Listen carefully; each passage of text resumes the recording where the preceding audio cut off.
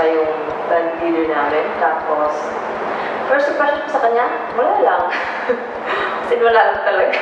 Kasi, luto ako that time. Kararating ko lang from Pinas, tapos rehearsal. And then, that night, agad-agad na yung first night na. Nagkakilala kami dito sa Dubai. Kinuha siya ng boss namin para kumanta sa grupo ko.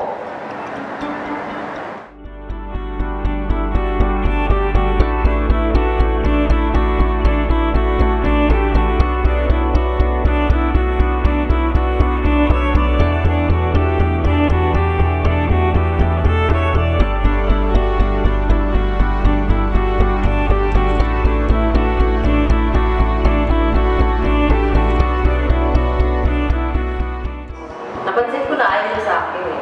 Kasi parang, ito na naman, singer na naman. Hindi naman professional singer to. Tapos nabibig niya na, dancer pala ako. Kaya napansin ko.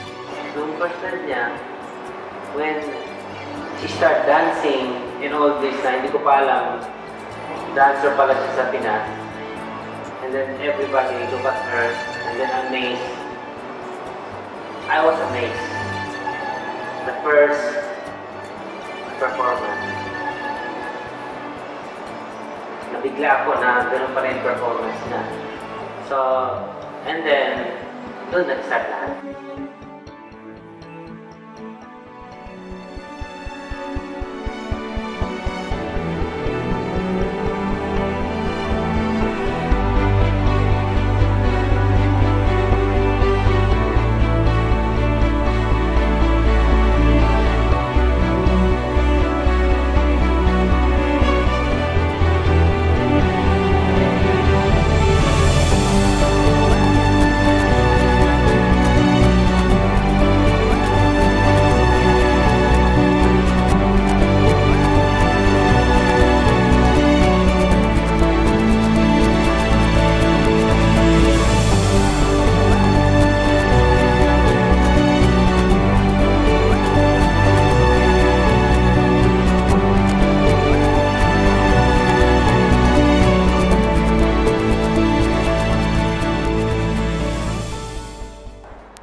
Nag-propose ako sa kanya na wala akong sisig. Pero bago yun, ginawa ko, kinausap ko yung kapatid ko sa kaya nanay ko na kakain kami. One time, may lunch kami. Didala niya ako sa lunch. Tapos nagdala yung family. I mean, si Mama, si Ate Inay, si Yanyan, si Rinana. Kumain kami sa Piyagin din. Yun, parang nag-uusap na pumunta sila sa amin, o hindi sila sa amin. Hanggang, hindi ko alam, yun pala yung pamamalitan at yung way niya of proposing. Kaya, yun, gulot na ako, tapos wala ba lang sigsig. So sabi ko, okay na ako lang okay.